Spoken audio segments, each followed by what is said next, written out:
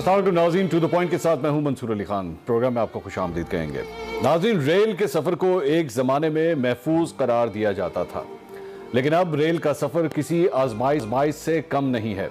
घोटकी में ढेरकी के करीब रात 3:28 पर मिल्लत एक्सप्रेस और सर सैयद एक्सप्रेस के मुसाफिरों पर क़यामत गुजर गई। रेल के इस खूनी ट्रैक पर यह कोई पहला हादसा नहीं है कि जब ये दर्दनाक मनाजिर दिखाई दिए हों। बदकिस्मत मुसाफिरों की चीखो पुकार हो, लेकिन कोई सुनने वाला ना हो। रेल की बोगियों के नीचे फंसे मुसीबत ज़दा मुसाफिर मदद के लिए पुकारे, लेकिन हुकाम सोए रहें। तबाहशुदा बोगियों से दम तोड़ते जख्मियों की आहें और सिसकियां सुनाई दे रही हों, लेकिन रेलवे इंतजामिया 5 घंटे तक जाए हादसा पर ना पहुंची। अब तक 40 से ज्यादा जानें जा चुकी हैं और 100 से ज्यादा जख्मियों में से कई जिंदगी और मौत की कश्मकश में मुब्तला हैं। क्या इस हादसे के बाद भी इंक्वायरी को दबा दिया जाएगा? क्या इस हादसे के जिम्मेदारों को कैफिर किरदार तक पहुंचाया जाएगा? क्या मजलूम मुसाफिरों को इंसाफ मिल पाएगा, या इस बार भी हर बार की तरह हादसा वाकयात पर सिर्फ सियासत ही की जाएगी? इन तमाम सवालों के जवाब ढूंढने की कोशिश करेंगे। एक छोटे से ब्रेक के बाद हमारे साथ रहिए।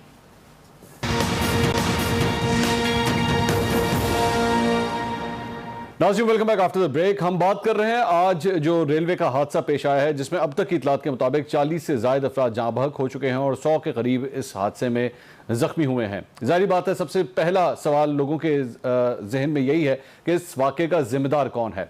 आज़म सवाती साहब जो वजीर रेलवे हैं और अभी चंद महीने पहले ही वो वजीर रेलवे बने हैं, इससे पहले शेख रशीद साहब के पास ये पोर्टफोलियो होता था।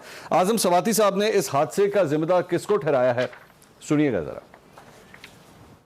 हम रेलवे के हुकाम और रेलवे इसके जिम्मेदार हैं, कोई इसमें शक की बात नहीं है। रेलवे का ट्रैक टूटा हुआ है। दुख होता है कि रेलवे के अंदर और रेलवे के बाहर एक बहुत बड़ा माफिया है।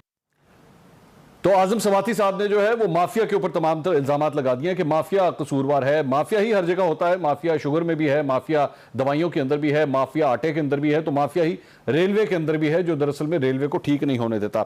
अलबत्ता ख्वाजा साद रफीक जो साबिक वजीर रेलवे हैं नून लीग के दौर में, उन्होंने भी आज एक प्रेस कॉन्फ्रेंस की और वो क्या समझते हैं, कौन जिम्मेदार है, अब वो सुनिएगा।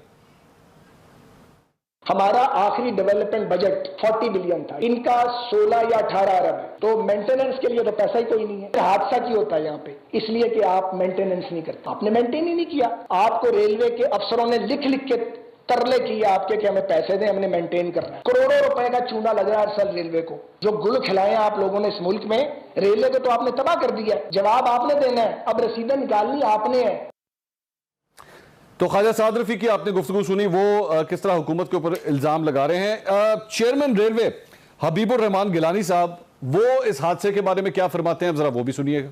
तो ये आपने इनकी गुफ्तगू सुनी। उन्होंने कहा जी पैसे हम इस वजह से नहीं अभी लगा पा रहे क्योंकि ML1 का प्रोजेक्ट आना है, तो अगर अभी से पैसे लगा दिए तो फिर दोबारा पैसे लगाने पड़ जाएंगे, तो इस वजह से हम इस ट्रैक के ऊपर ज़्यादा पैसे नहीं लगा रहे। जबकि ये बात पहले आ चुकी है कि ये ट्रैक जो है वो काबिल सफ़र नहीं है, इसके ऊपर रेलवे का सफ़र नहीं होना चाहिए, ये बहुत डेंजरस है, ख़तरनाक है उन मुसाफिरों के लिए। अच्छा, इमरान खान साहब माजी में, अब तो वो वज़ीर आज़म है, लेकिन माजी में जब वो अपोजिशन में थे और रेलवे के जब हादसा होते थे तो उस वक्त इमरान खान साहब के बयानात क्या थे, सुनिएगा जरा।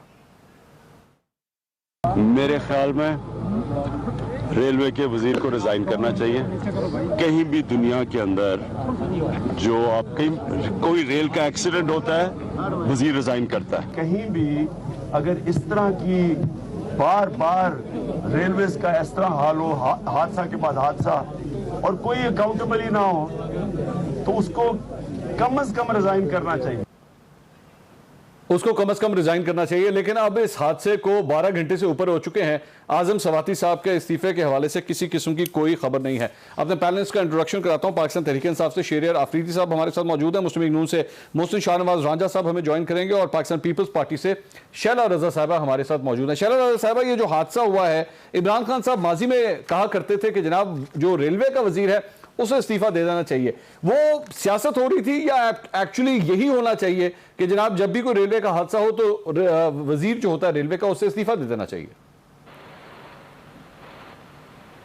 अच्छा, सबसे पहले तो जाहिर है कि ये एक बहुत बड़ा हादसा है और ताज़ियत ही पेश कर सकते हैं हम लोग, क्योंकि जिस तरह के फुटेजेस आ रहे हैं, बच्चियां हैं, उनके वालिदैन का पता नहीं चल रहा और बहुत कुछ, तो दिल भी नहीं चाह रहा कि हम बहुत संजीदा हो के बस इल्ज़ाम तराशी करें। देखिए, असल बात यह है कि किसी एक को तो जिम्मेदारी लेनी है, और जब मैं डीएस रेलवे का सोशल मीडिया पे देख रही हूँ तो उन्होंने 1 महीने पहले लिखा कि इसके 10 मुकामात जो है वो बहुत ही जो है ख़तरनाक हैं और यहाँ पे कुछ भी हो सकता है। 10 मुकामात, ठीक है। और अभी थोड़ी देर पहले मैं एक चैनल पे पढ़ रही थी कि इस हादसे के ज़िम्मेदार डीएस रेलवे सिक्खर हैं और उनकी दिमागी हालत भी ख़राब है, मतलब इतनी जल्दी तयन भी कर लिया गया। तो मुझे वाकई माजी के, देखिए बदकिस्मती हमारी है कि हमारे इस वक्त के वज़ीर दाखिला जो हैं, जिनको मैं हमेशा वज़ीर बराए तबाह रेलवे कहती हूँ, वो 1 खरब 17 अरब का खसारा देके गए हैं रेलवे को, और बहुत दावे भी करके गए हैं। और उससे पहले भी जब वो 1 दफ़ा और मिनिस्टर थे तो उस वक्त भी वो कहा जाता था सुबह को एक कलर करके डब्बे चला देते नए नाम के, और 3 दिन बाद दूसरे डब्बे कलर करके दूसरे नाम से चला देते। ये मुशर्रफ का दौर था। तो अब उनके ज़माने में तकरीबन 100 हादसे हुए, और उस वक्त भी सब लोग वज़ीर आज़म साहब को ये जो साद रफ़ीक़ के ऊपर जब तीसरा या चौथा कोई हादसा था जिसकी नौयत इतनी बड़ी भी नहीं थी, तो वो ये बयान देते थे। लेकिन वज़ीर आज़म इमरान पहले वज़ीर आज़म है जिनकी हर बात को उनके पहले क्लिप से जो है वो शर्मिंदा किया जाता है। मसलन वो यह भी कहते रहे, एक तो यही उन्होंने कहा, फिर वो कहते थे महंगाई पे कि जहाँ बुनियादी ज़रूरियात की चीज़ें महंगी हो, गैस और बिजली महंगी हो, तो समझो वज़ीर आज़म चोर है, डाकू है। तो यहाँ तो सूरत हाल इस वक्त बहुत सच बात यह है कि इल्ज़ाम तराशी को भी दिल नहीं चाह रहा। इंसान का बस ये दिल चाह रहा है कि वहाँ पे पहुँच के क्या मदद की जा सकती है, किस तरह किया जा सकता है। बहरहाल में हमारे शहरियार शर साहब हैं, एमपीए हैं, वहाँ पे मौजूद हैं, लोगों की मदद कर भी रहे हैं और इलाके के लोग भी। लेकिन हकीकत यह है कि बात करने को दिल नहीं चाह रहा। जिस तरह के फुटेजेस देखने को आ रही हैं, इंसान का दिल ही है ना, वो हिल रहा है कि किस तरह से। और जब ये लिख दिया गया था कि 7 जगहें ऐसी हैं, तो अभी तो और ट्रेन भी गुजरनी है क्या, सारा वो 10 जगहें ऐसी हैं क्या, सारी 10 जगहें इस तरह की कर ली कि ये ट्रैक से मज़ीद ट्रेनें गुजर जाएं। जो कहा जा रहा है कि थोड़ी देर में ट्रैक बहाल कर दिया जाएगा, तो वो 10 के 10 मुकामात जो है बहाल कर दिए जाएंगे या सिर्फ इस जगह को कि लोग गुजर सकें।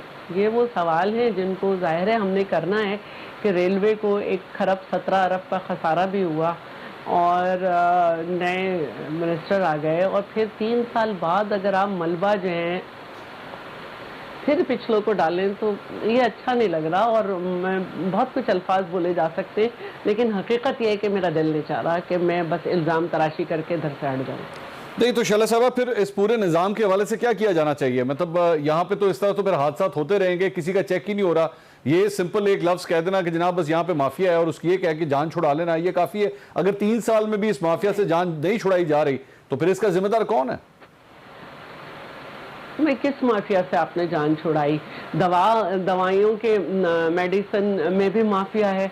आपके मिनिस्टर ने 400% उसकी कीमत बढ़ा दी, अभी 15 फिर आपने बढ़ा दी, उसको आपने पार्टी में अच्छा ओहदा दे दिया। फिर जो है वो चीनी में जो है जिन्होंने सब्सिडी दी थी उनको जिम्मेदार ठहरा दिया, अप्रूव तो आपके यहाँ से होके गया था। और फिर उसमें जो कमेटी थी जिसमें टीओआर से कि 2 साल के अंदर जो है ये सब्सिडी क्यों दी गई और किस लिए दी गई, आपने टीओआर में 10 साल में चले गए, क्योंकि आपको हर चीज़ में पिछले वालों को इन्वॉल्व करना है। टीओआर आपने एक तरफ फेंक दिया, उसकी रिपोर्ट क्या आई कुछ पता नहीं, उनकी वजारत बदल दी, आपने अच्छी वजारत दे दी। फिर पेट्रोलियम में आपने नदीम बाबर के साथ क्या किया, फिर ज़मीनों के कब्जे के मामले हैं, फिर ये जो अब रिंग रोड आई है इसमें जुल्फी बुखारी के अलावा गुलाम सरवर साहब के भतीजे और बेटे का नाम आ रहा है नवा सिटी के नाम से, उसमें क्या किया। हजारों बातें खुद वजीर आजम अपने आप को क्लियर नहीं करा सके पार्टी फंडिंग केस से, उसमें कौन सा माफिया है? ठीक है, बहुत शुक्रिया आपका। मैं इस पे मजीद भी शैला साहब मैं बात करूंगा। इस वक्त शहरियार आफरीदी साहब नाज़रीन रस्ते में हैं, हम उनसे रब्ता करने की कोशिश कर रहे हैं। उन्होंने हमारे प्रोग्राम में 8 बजे शिरकत करनी थी, लेकिन उस वक्त उनसे रब्ता नहीं हो पा रहा। हम अलबत्ता पूरी कोशिश कर रहे हैं कि उनसे हम बात कर सकें। एक ब्रेक के बाद दोबारा हाजिर होते हैं और डिस्कशन को यहीं से आगे बढ़ाएंगे। हमारे साथ रहिएगा। Welcome back after the break. Train हादसे के हवाले से हम बात कर रहे हैं जो घोटकी के इलाके में आज पेश आया। हमारे नुमाइंदे अशरफ मुगल वहीं से इस पूरे हादसे को कवर करते रहे हैं। क्या तफसीलात हैं उनसे मजीद जानते हैं, ताज़ा अपडेट्स क्या हैं। अशरफ, ये बताइएगा, ये जो कहा जा रहा है कि जब ये हादसा पेश आया तो उसके कई घंटों के बाद जो है वो रेस्क्यू के लिए अमला वहां पर पहुंचा है। सबसे पहले इसकी तफसीलात बताइएगा। जी मैं बताता चलूंगा। सुबह 3:45 बजे के करीब मिल्लत एक्सप्रेस जो कि कराची से लाहौर की सिमत जा रही थी, जबकि सर सैयद लाहौर से कराची जा रही थी, तो मिल्लत एक्सप्रेस की बोगी नंबर 10 जो कि जो मुसाफिरों के यानी शाहिदीन के मुताबिक ये कैंट स्टेशन पे इन्होंने बारह कहा कि बाबा इसमें खराबी है, इसे दुरुस्त किया जाए, लेकिन रेलवे इंतजामिया ने उसे नजरअंदाज किया, जिसकी वजह से अंधोनाक हादसा पेश आया। और मिल्लत एक्सप्रेस की जो बोगी हैं रेती के करीब 4 जो गहरी खाई में गिर गए थे, और जबकि उसके 5 बोगियां उसी ट्रैक पे मौजूद थी गिरी हुई। तो जैसे ही हादसा ये पेश आया मिल्लत का, तो मिल्लत एक्सप्रेस से जो मुसाफिर निकलने की कोशिश कर रहे थे कलती हुई दूसरी ट्रैक डाउन पर, तो डाउन ट्रैक पर जैसे कलती हुई थी उसमें मुसाफिर निकलने की कोशिश कर रहे थे। जो निकले हुए थे तो दूसरी जानिब सिंध से आने वाली, पंजाब से कराची जाने वाली सर सैयद एक्सप्रेस के हादसे में जो लोग अपनी जानें बचाकर बाहर निकले हुए थे, तो ज्यादातर जो अमवात उन अफराद की भी हुई है। और जो दो बोगियों में बंदे धंस गए हैं, उनमें भी तकरीबन अब तक जो इतलात हैं 48 के करीब अमवात हो चुकी हैं, जबकि 60 से 70 जख्मी हुए हैं। जी सर।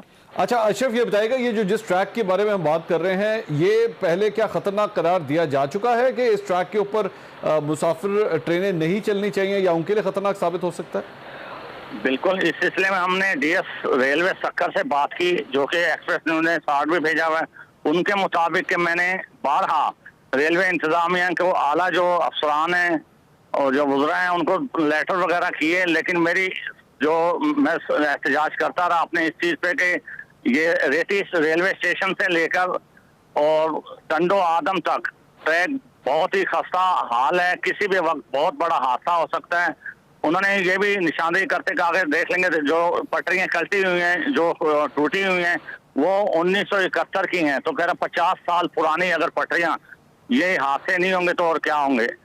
उनके मुताबिक ये है कि मैं मजबूर हूँ। अब ये सारा मलबा उन्होंने फिर ये भी इंकशाफ किया कि जो हादसा हुआ है अब मुझ पर डाला जाएगा ये तमाम हादसा।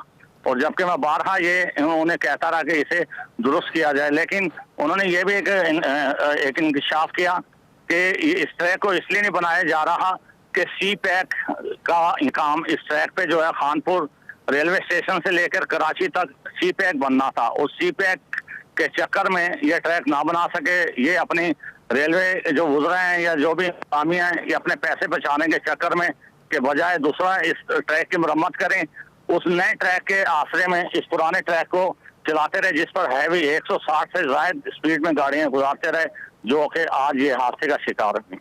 अच्छा अशरफ, ये बताइएगा, ये जो डीएस हैं जिनसे आपकी बात हुई है, वो इस वक्त कहाँ पे हैं? क्योंकि वो जो आपको ये कह रहे हैं कि जी सारा कुछ मेरे पे डाल दिया जाएगा, सारा मलबा मेरे पे आ जाएगा, वो इस वक्त हैं कहाँ पे? अब से तकरीबन 1.5 घंटा पहले यहाँ पे मौजूद थे, लेकिन क्योंकि अभी रात हो चुका, अंधेरा हो चुका, हम पॉइंट पे खड़े हैं और जो हैवी मशीनरी थी अंधेरे में कुछ ना नजरने के सबब इमदादी कार्रवाई आर्जी तौर पे मुअत्तल की गई है, जबकि रेलवे की ट्रेनें कोशिश कर रही हैं कि जो डब्बे कल्टी हुए हैं उन्हें ट्रैक बहाल करने के, डाउन ट्रैक बहाल करने की कोशिश में मसरूफ है।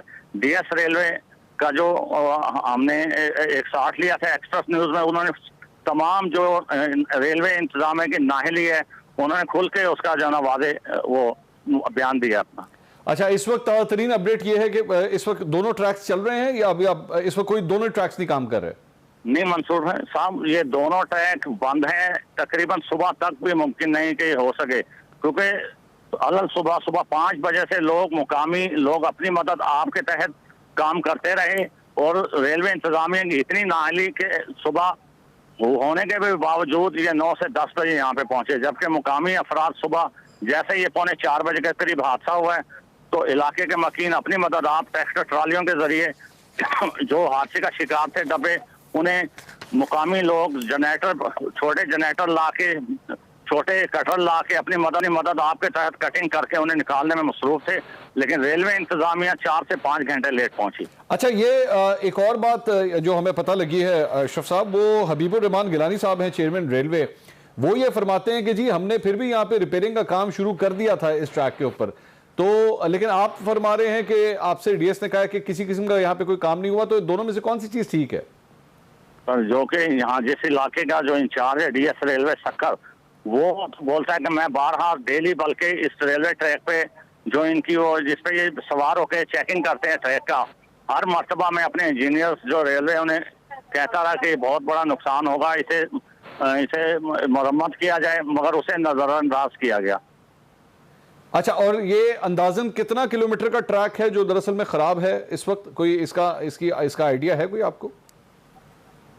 सर अंदाजन तो ये कि खैर खानपुर जो कि पंजाब का इलाका है, खानपुर जंक्शन से लेके टंडो आदम तक का एरिया तो काफी 100 किलोमीटर बनता है। ये रेलवे इंतजामिया जानते, पर मैं जहाँ तक मुझे अंदाजा है कि 400 से 500 किलोमीटर जो कि ये रेलवे ट्रैक है पुरानी, जो कि अंग्रेज के दौर में ये बने थे, उन्होंने ये कहा कि सिर्फ खैरपुर से आगे, खैरपुर तक ये स्लीपर जो सीमेंटेड स्लीपर हैं वो लगाए गए हैं, जबकि खैरपुर से आगे जो मेहरापुर हो गया, दिगर नवाबशाह, ये वो थोड़े जो भी इलाके टंडो आदम तक लकड़ी के खस्ता हाल जो कि अंग्रेज दौर में बिछाए गए थे वो वहाँ पे बिछाए गए, जहाँ पर सिर्फ मौत के अलावा कुछ भी नहीं है। बारहा वो बोलते हैं मैंने लेटर लिखे, सब कुछ किया, लेकिन मेरी कोई सुनने वाला नहीं। बहुत शुक्रिया आपका अशरफ मुगल साहब। नाज़रीन, अशरफ मुगल साहब की गुफ्तगू आपने सुनी, बड़ा क्लियर कट उन्होंने बताया है ऑन ग्राउंड सिचुएशन क्या है।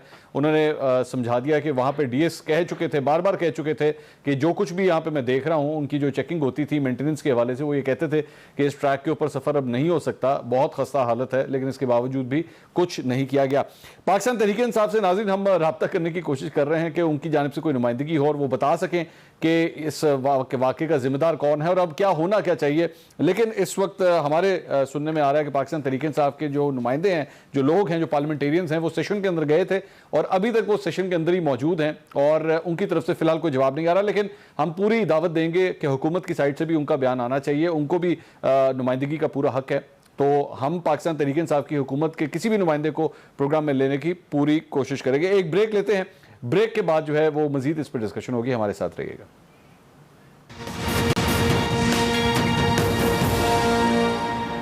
नाज़रीन, welcome back after the break. Railway हादसे के हवाले से आज वजीर इत्तलात फवाद चौधरी साहब से जब सवाल किया गया कि आखिर इस पे वजीर रेलवे जो हैं वो इस्तीफ़ा देंगे, तो इस पे उन्होंने कहा कि आखिर पिछली हुकूमतों की नाअहली की वजह से मौजूदा वजीर रेलवे आखिर क्यों इस्तीफ़ा दें।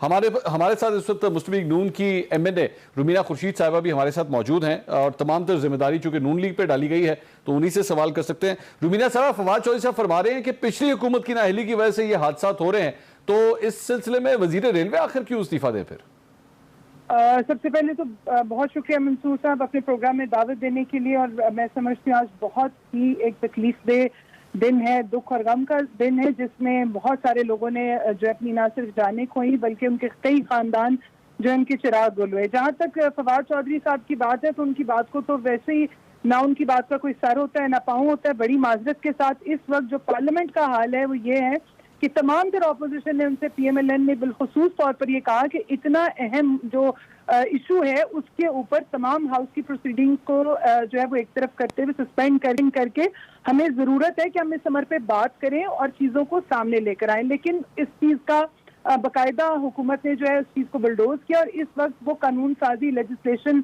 जो है वो बिल्स जो है वो पास करवा रहे हैं। जहाँ तक फवाद चौधरी साहब ने कहा कि क्यों हुकूमत को जो है जो वजीर है उसको देना चाहिए, तो देना चाहिए क्योंकि 3 साल से बारहा इनको ये बावर कराया जा रहा था कि ये ट्रैक जो है वो नुकसानदेह है, बड़े किसी नुकसान का मौजब बन सकता है।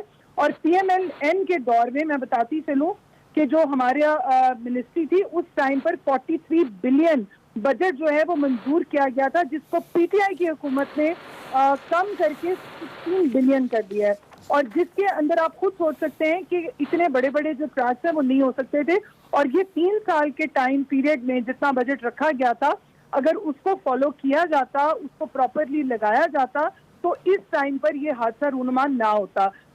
और इस टाइम के जो वजीरे जो कि गुज़श्ता वजीरे दफा रह चुके हैं, काश वो अपनी वो इधर उधर की जो बोंगियां मतलब मारते रहे हैं वो ना मारते, उस वक्त अपनी वजारत पर तवज्जो देते, तो शायद ये नुकसान जो है वो ना होता। अच्छा, हमारे पास सदाकत अली अब्बासी साहब, सदाकत अली अब्बासी साहब हैं जी साहब?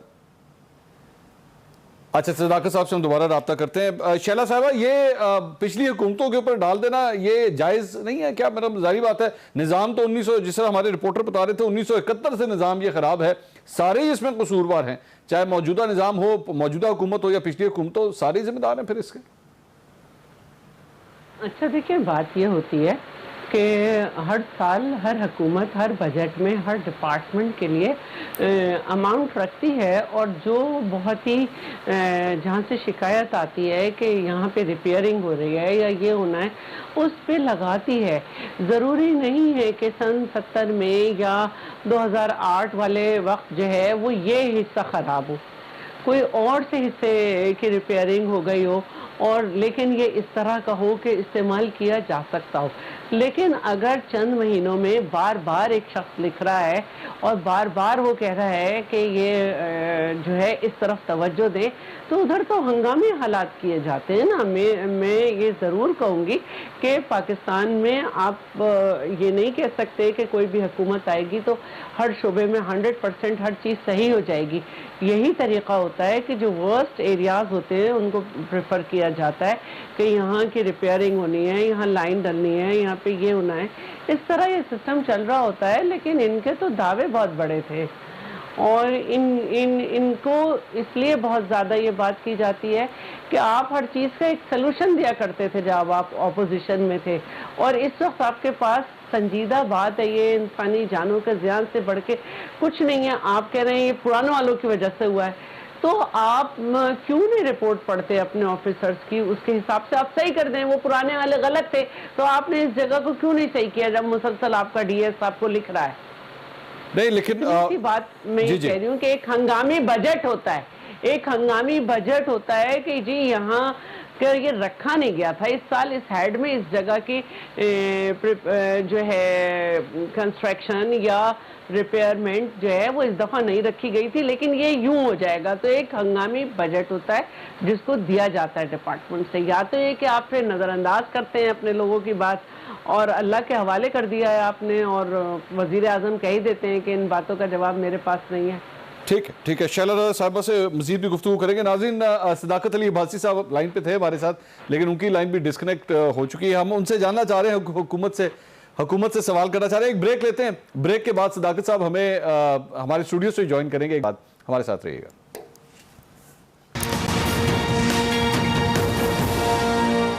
नाज़रीन, welcome back after the break. इस्तीफे का मुतालबा अपोजिशन की जानिब से भी, लेकिन वजीर रेलवे के हवाले से वजीर इत्तलात फवाद चौधरी साहब फरमाते हैं किसी किस्म का कोई इस्तीफा नहीं होगा, उनसे इस्तीफा मांगना ज्यादती है। सदाकत अली अब्बासी साहब हमारे साथ मौजूद है। सदाकत साहब, इमरान खान साहब कहा करते थे कि रेलवे का अगर हादसा हो तो वजीर रेलवे को इस्तीफा दे देना चाहिए, तो क्या इसके ऊपर कोई तब्दीली आई है? नए पाकिस्तान में ऐसा नहीं होगा अब? मंसूर, बहुत शुक्रिया। मंसूर, ये इमरान खान ये बात कर रहे थे तो ये इदारे उस वक्त डूब रहे थे। इखलाकी तौर पे तो आज भी इस्तीफ़ा बंदा आप डिमांड कर सकते हैं, और मेरा ख्याल है हमारी अपोजिशन ने अगर डिमांड किया तो हमारा एक प्रेसिडेंट मौजूद है। लेकिन ये इस्तीफ़ा डिमांड करने के पीछे भी कोई लॉजिक होती है कि आज हादसा हो गया, आप कहें जी इस हादसे का जिम्मेदार ये वजीर है, चले हम कह देते हैं, मान लेते हैं आपके लिए।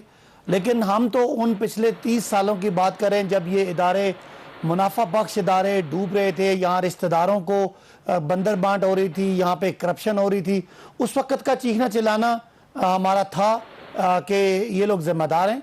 आज भी अगर अपोजिशन डिमांड करती है हमारे प्रेसिडेंट पे तो हमें एतराज़ तो कोई नहीं है, लेकिन अगर आप 3 सालों में क्या जादू कर देते वजीर साहब हमारे कि ये जो रेलवे है जिसको इतना 30 सालों में डुबोया ठीक होगी, ज़ाहिर है इसका हाल ये है कि ये सारे ट्रैक बदले, सिस्टम बदले, उसके लिए पैसे चाहिए, और पैसे आपको पता है मुल्क को जिस हालत में ये छोड़ कर गए थे, इतने बड़े बड़े खसारों में, इतने कर्जों की किस्तों में, तो आपका कहना तो ठीक है, लेकिन अंदर से आपका दिल भी मुतमईन है कि ये सारी बर्बादी के जिम्मेदार ना ये कैबिनेट है, ना ये वजीर हैं, ना ये हुकूमत है, इसके जिम्मेदार वही हैं जिनसे हम इस्तीफा मांगा करते थे। तो सदाकत साहब कितनी देर तक इस्तीफा नहीं मांगना चाहिए? देखिए मंसूर साहब, आप खुद देखें कि 2.5 साल 3 साल में वो सारा जितना गन था, खसारे थे, बर्बादी थी, उसको ठीक किया, अपने आप को भी गैर पॉलिटिकली गैर पॉपुलर किया, मुश्किल फैसले किए। आज अल्लाह ताला का कोई फजलो करम है कि हम पाँव पे खड़ा होना शुरू हुए। मीशत जो वेंटिलेटर पे थी आज वो समझ के उठ के बैठ के चलना शुरू हो गई है। अब ये चलेगी, भागेगी, दौड़ेगी। तो आप दोबारा मैं कहता हूं कि अगर 30 साल को एक चीज को बंदा गिराता रहे, एक मकान को, तो आप 3 साल में कहें कि वो बिल्कुल जबरदस्त हो जाए, तो वो नहीं हो सकता। ये बात आप भी समझते हैं। हाँ, talk for the sake of talk, अगर आपने बात करनी है कि जो जो बातें हमने की है वो हमारे सामने आपने करनी है, नहीं वो सदाकत साहब ये talk for the sake of talk, लेकिन आप मुझे बताएं ना, वो talk for the sake of talk नहीं है। वो इसमें कर्जे आप इमरान खान साहब ने एक्चुअली इलेक्शन से पहले अपने लोगों को, वोटरों को ये तासुर दिया था कि मेरे दौर में अगर कोई रेलवे का हादसा हुआ तो मेरा वजीर रेलवे इस्तीफा दे देगा, जिसकी वजह से ये बात की जा रही है। वरना अगर वो ये कहते ही ना तो लोगों के ज़हन में भी ये सवाल ना आता कि अच्छा नए पाकिस्तान में शायद इस तरह होगा, लेकिन आज क्लियर हो गया कि नहीं होगा इस तरह। तो उसमें कोई गलत बात नहीं है। अगर आपका लॉजिक ठीक है, वो लोगों ने फैसला करना है ना। नहीं, आपकी बात उस तरह, अगर मैं वही कह रहा हूं ना, अगर आपने बातों का मुकाबला बातों से करना है फिर तो ये आपकी बात ठीक है। इमरान खान ने कहा था इस्तीफा दे, आज उनके वजीर इस्तीफा दे दें, लेकिन हम इससे जरा बात करना चाह रहे हैं। हम खाली मुकाबला नहीं करना चाह रहे। इस पाकिस्तान की जो बर्बादी हुई है उस पर हमें दुख होता है। अब अगर आप ये कह दें कि 30 साल में नून और पीपल्स पार्टी ने रेलवे को बर्बाद किया, तो 3 सालों में शेख रशीद ने और आजम स्वाति ने खड़ा नहीं क्यों उसको खड़ा कर दिया कि ये एकदम से ट्रेनें ठीक ठाक हो जाएं, एकदम से ट्रैक बदल जाए। तो ये मेरा ख्याल है हाथों पे क्या होता है, तो सरसों जुमाने वाली बात है। हाँ, अगर ये देखें कि क्या इस तरह वो बर्बादी में ये भी शामिल है, क्या ये भी रिश्तेदारों को भर्ती कर रहे हैं, क्या ये भी उसमें करप्शन किकबैक्स ले रहे हैं, तो फिर आप कह सकते हैं कि ये और वो बराबर हैं। कभी इस तरह के लोग जिन्होंने इस मुल्क को 30 साल में मईशत को, इस पूरे निज़ाम को बर्बाद किया, उनको हमें जो हमसे कंपेयर करेंगे तो हमारा गुस्सा नेचुरल है। तो रुमीना साहबा, ये तो फिर वो बात वही आई ना। फिर तो सदाकत साहब कहते हैं कि जी अगर आपने सिर्फ हमारे पे डालना है तो फिर वाकई फिर पिछलों पे भी डालें ना। आप लोगों ने भी कौन से इन लाइनों को चेंज कर दिया, आप लोगों ने इन लाइनों को कहाँ इंप्रूव किया। तो इस हादसे की जिम्मेदारी तो फिर वाकई नून लीग पे भी तो आती है ना। फिर मैं जवाब आपको बड़ा देना चाहती हूँ। जो ये सदाकत अब्बासी साहब ने काफी अपनी गुफ्तगू जो है वो डाली और इनके कंधों पे जो बोझ डाल के भागे बाकी के इनके पीटीआई के लोग। खैर, बात ये है मंसूर साहब कि हमारे प्रॉपर चीजें, आज साद रफीक साहब ने प्रॉपर प्रेस कॉन्फ्रेंस की और इनकी नाअहलियां भी बताई। यहाँ पे ये 30 साल का रोना बस कर दें। अब कोई और तस्वीर पड़े, अब कोई और राग अलापे, ये अलाप नहीं अब चले। आप बातें करते हैं लोगों की, आप बताते हैं कि जी हमने तो बड़ी हम भाग दौड़ कर रहे हैं। कौन सी इकॉनमी खड़ी की आपने, कौन सी वेंटिलेटर पे से निकाला है आपने तो वेंटिलेटर पे डाल दिए, वेंटिलेटर पे भी डालने जो कि आप लोग नहीं है। लोग इस टाइम गरीब आवाम मरी है, ये 100 लोगों, और ये जो बार बार डिजिट दिया जा रहा है मौजूद के साथ, ये डिजिट भी गलत है।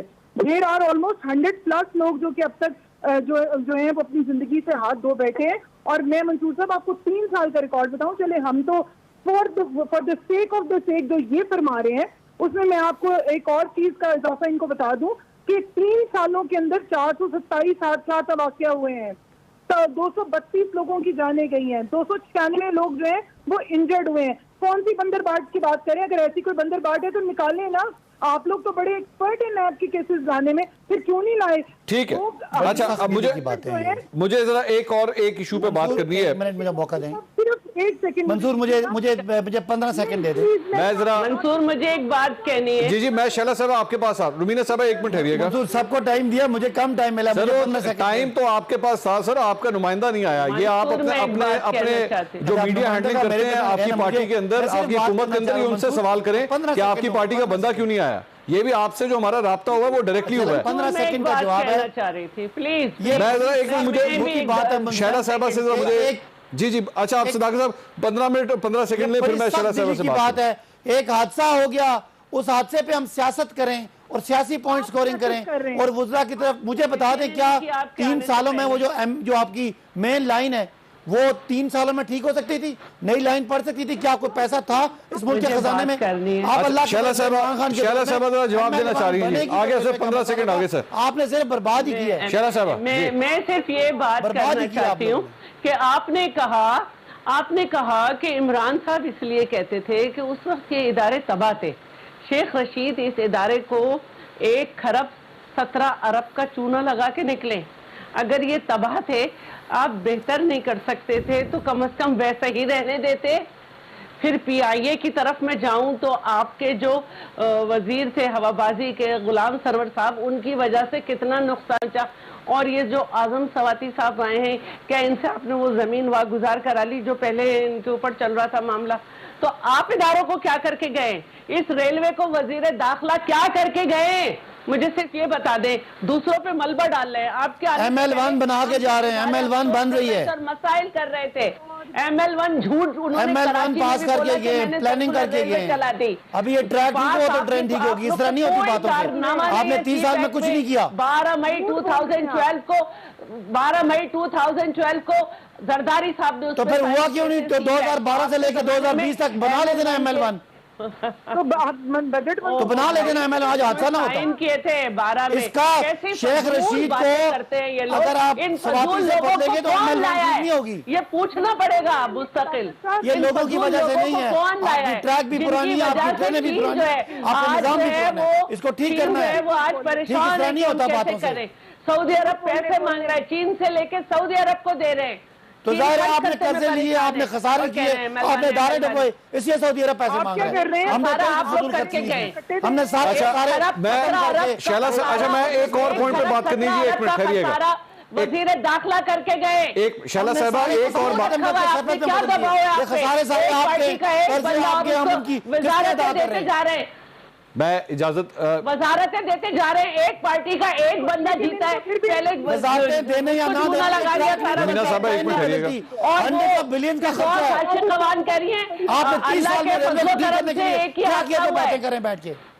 और अल्लाह के फजलो मुझे बता दें, कोई आपने कोई ट्रैक नया डाला, कोई नई ट्रेन डाली, सिर्फ बातें करते हैं। अजीब अजीब लोग भाई, ऐसे लोगों के लिए कहा जाता है कौन लोग तुसी यू टर्न्स वाले।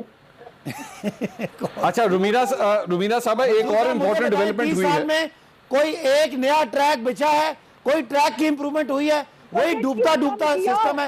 आज हम उसको कहां से फंडिंग करें? आपने खजाने सारे खाली कर दिए, 2 साल में सारा पैसा आपका लंदन में सारे महलों में पड़ा हुआ है। जो शेख रशीद देके गए, शेख रशीद 1 खरब 17 अरब का खसारा देके गए थे। ये तो ऐसी आपको शेख रशीद पसंद नहीं है, इसलिए आप बातें कर रही हैं। अगर आपने मुल्क की बात करनी है तो मेरे सामने बात करें। 30 साल में मुझे बताएं आपने रेलवे को ठीक करने के लिए क्या किया? बहुत शुक्रिया सदाकत अली साहब, शैला रजा साहिबा और रुमीना खुर्शीद साहिबा। नाज़रीन एक ब्रेक लेंगे, ब्रेक के बाद आप देख सकेंगे एक्सप्रेस हेडलाइंस। देखते रहिए एक्सप्रेस न्यूज़।